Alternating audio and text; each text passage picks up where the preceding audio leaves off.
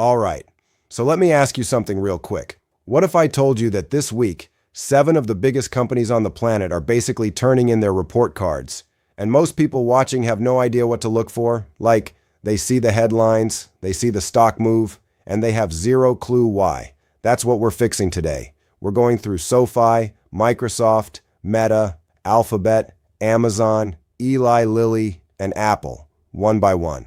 And I'm going to break down each one in plain English. No fluff, no jargon. Just, here's the company, here's what actually matters, and here's what I do. And look, I'm not just going to sit here and tell you, this one's great, go buy it. That's lazy. What I want you to walk away with is how to think about each of these stocks, because that skill is worth way more than any hot tip. If you're new here, welcome. Seriously. Hit subscribe, because every week we do exactly this. All right, let's get into it. So before we go stock by stock, we need to spend like 2 minutes on the setup, because context is everything right now. Here's what's been happening. In plain terms, a few weeks ago, investors were scared. There was talk about war, rising oil prices, inflation coming back, and some people were even calling for a crash. The mood was pretty dark, and then, almost out of nowhere, the market completely flipped. The S&P 500 bounced back. The Nasdaq bounced back. Tech stocks that were lagging suddenly started leading again. We just had 4 straight weeks of gains in April, after 4 straight weeks of losses in March. So here's the question, and honestly, this is the whole point of today's video.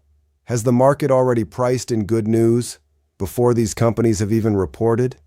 Let me give you an analogy. You're at a restaurant. You order a steak. And before the food even arrives, you've already told everyone at the table it's going to be the best steak you've ever had. You've hyped it up completely. And then the steak comes out, and it's pretty good. But because your expectations were so high, it's almost a letdown. That's the risk with earnings right now. These companies might actually deliver solid results, but the market may have already baked in so much optimism that even good news isn't enough. That's the setup. The market already moved. Now these 7 companies have to justify it. Let's start with the one that's been beaten up the most this year. SoFi. Now if you've never heard of SoFi, quick version. It's a digital bank. No physical branches. Everything's on your phone. Student loans, personal loans, investing, credit cards. Basically a one-stop financial app trying to replace your traditional bank. The stock is around $18 right now. And here's the first big thing to know. It's down about 30% this year. That's a major drop. Now for anyone newer to investing, a stock being down 30% can mean 2 very different things. It could mean the company is struggling and things are getting worse. Or it could mean investors got too negative and the stock fell more than it deserved. Your job is figuring out which one it is. In SoFi's case, the business is actually still growing. Revenue's been climbing. They've beaten earnings estimates 4 out of their last 5 quarters. New customers keep signing up. So why is it down?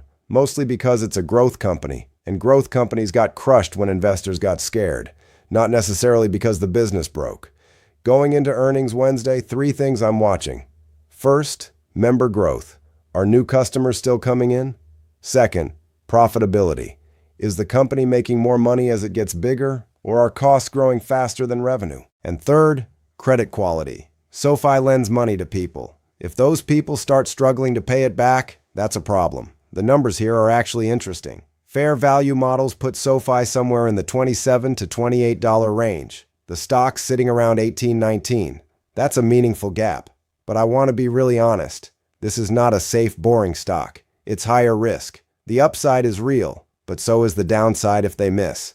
My take on SoFi: speculative buy. Emphasis on the word speculative. This is for people who've done the homework and are okay with some volatility. Not something you bet the farm on, but the risk to reward before earnings? Actually one of the more interesting setups in this video. Next up, Microsoft. And if SoFi is the high-risk, high-reward play, Microsoft is basically the opposite. Most people know what Microsoft does. Windows, Office, Teams, Xbox, LinkedIn. But the part investors care most about right now is Azure, their cloud platform. Think of Azure as the engine room that powers thousands of other companies' apps, websites, and AI tools. Azure grew about 39% last quarter. At Microsoft's scale, that's genuinely impressive. And here's the AI piece, made simple. Microsoft put a massive bet on OpenAI, the company behind ChatGPT. They've built AI tools called Copilot directly into Word, Excel, Outlook, Teams. Everything businesses already use every day. So they're not waiting for AI to work someday. They're already charging for it. The stock is around 424, and here's something that might surprise you. It's actually down about 12% this year, still well below its all-time high of around 555, so it's not sitting at some crazy peak right now. 3 things I'm watching. Azure growth. Does it stay strong? AI revenue. Are people actually paying for Copilot, and is it showing up in the numbers? And spending versus profit? Microsoft's investing billions in AI infrastructure, and the market wants to see that eventually turn into real returns. Valuation-wise, Microsoft is actually trading below its own 5-year historical average right now. Fair value estimate puts it around 481 versus the current 424, about 12% cushion. My take, quality hold or buy on weakness. If you already own Microsoft, hold it with confidence. If you don't own it yet, I wouldn't rush right before earnings. But any meaningful dip would be a really attractive entry. This is the kind of business that just keeps compounding over time. Real quick, if you're getting value out of this, take 2 seconds and hit the like button. It genuinely helps this reach more people. Okay, back to it. Meta. And I want to reframe how you think about this company, because most people still just picture Facebook and kind of tune out. Meta owns Facebook, Instagram, WhatsApp, and Threads. And yeah, Facebook isn't exactly where the cool kids hang out anymore. But here's what a lot of people miss. Meta is one of the most powerful advertising businesses on earth. When a small business wants to run ads online, they almost always end up on Meta's platforms. The targeting is incredibly precise, the reach is massive, and it works. Meta's advertising revenue went from around $78 billion in 2020 to roughly $175 billion today. That's not a struggling company, that's a machine. But here's the wrinkle. Meta is also spending absolutely enormous amounts of money on AI. Data centers, chips, AI models, billions and billions. And investors are asking, when does all of this spending actually pay off? If AI makes Meta's ads smarter and more effective, that's great for revenue. If they just keep spending without clear results, that becomes a concern. 3 things I'm watching. Ad revenue growth. Is the core business still healthy? CapEx guidance. How much more are they planning to spend on AI? And user engagement? Are people still spending time on Instagram and Facebook? Valuation is roughly in line with Meta's own history. Not expensive, not a screaming bargain either. Fair value estimate is around 743 versus the current 675. About 9% of cushion, not a ton. My take, quality hold, buy on weakness. Meta's a great business, but I wouldn't aggressively add right before earnings. If the stock sells off on CapEx concerns, and that's a real possibility, that's the more attractive entry. Amazon. Everyone knows Amazon. Online shopping, Prime, Alexa. But here's what most people don't fully appreciate. The part of Amazon that actually drives most of the profit isn't the shopping. It's AWS, Amazon Web Services. Their cloud platform. AWS is doing over $128 billion in annual revenue. Netflix runs on it. Airbnb runs on it. The CIA uses it. A massive portion of the internet sits on Amazon's infrastructure. And that business is growing fast. Amazon also has a growing advertising business most people overlook. Those top results when you search for a product on Amazon, companies are paying for that placement. It's quietly becoming a major revenue stream. Here's the honest issue though. Amazon stock has already had a strong year, up about 14% and sitting right near all-time highs. And when a stock is near all-time highs before earnings, the bar for impressing investors gets really high. My valuation model actually suggests the stock might be slightly above fair value right now. There's no real cushion. 3 things I'm watching. AWS growth rate. Is cloud demand still accelerating? Retail margins. Amazon's physical retail used to barely break even. It's been improving, and investors want to see that continue.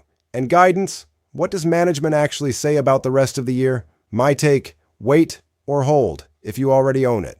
Amazon is a brilliant business, but at this price, I'd rather watch earnings play out first. If the stock pulls back after the report, that could be the better entry point. Alphabet. This is Google's parent company. And for a long time, Alphabet was considered the cheap option among the biggest tech stocks, the bargain in the group. But that story has changed pretty meaningfully. Alphabet runs Google Search, still dominant. YouTube, the second largest search engine in the world. Google Cloud, growing fast. And they have DeepMind, one of the best AI research labs on the planet. On paper, it sounds incredible. The problem is valuation. Alphabet is trading at about 30 times forward earnings. Its own 5-year average is around 22 times, so it's no longer cheap. It's priced for strong performance. And there's a bigger question hanging over the whole company. Can Google Search survive AI? If people start asking ChatGPT their questions instead of Googling them, that's a real threat to Alphabet's core revenue. They've built AI into search, but it's created some complications around ad revenue. 3 things I'm watching. Search revenue, is it still growing? Google Cloud, can it keep closing the gap with AWS and Azure? And AI monetization? How is Alphabet actually making money from AI? My fair value estimate sits right around where the stock is today. No real discount. Wall Street is a bit more optimistic, but the risk-reward isn't jumping out at me. My take, wait or hold. Long term, I think Alphabet figures out the AI transition. They're too smart not to. But at current prices, near all-time highs and above historical valuation norms, I'd rather see earnings first before making a move. Eli Lilly. Okay, this one's genuinely one of the most interesting stories in the entire market right now. If you've heard anything about weight loss drugs, GLP-1 medications, Eli Lilly is right at the center of that. Their drugs, Mounjaro and Zepbound, are among the fastest-growing pharmaceutical products in history. We're not talking about some niche medication. These drugs are fundamentally changing how doctors treat obesity, diabetes, and potentially other conditions too. The stock hit all-time highs above $1,100 not that long ago. It's pulled back to around $880 now, down about 18% this year. That pullback is what makes it interesting. For anyone newer to this, when a great company's stock pulls back, it doesn't always mean something went wrong with the business. Sometimes the broader market gets nervous, or investors lock in profits. The question is whether the underlying business is still strong. In Eli Lilly's case, it is. 3 things I'm watching. Sales growth for Mounjaro and Zepbound. Are they still scaling fast?